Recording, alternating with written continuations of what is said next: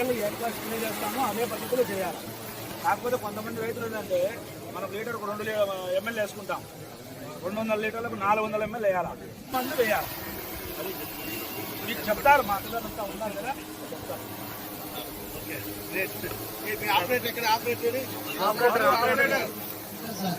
చూపి సార్ చూపి నేర్పించినా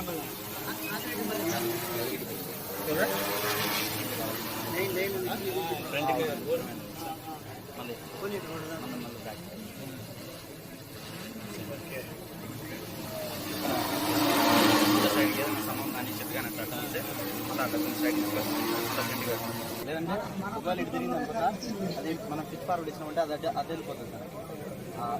అక్కడ లీడ్ అది ఎప్పుడు మనం చూసేబట్టే విధంగా ఉండాలి సార్. అది మనకు కనపడే విధంగా ఉండాలి సార్. అట్లుంటేనే కంట్రోల్ సార్ తిరుగుతాం సార్.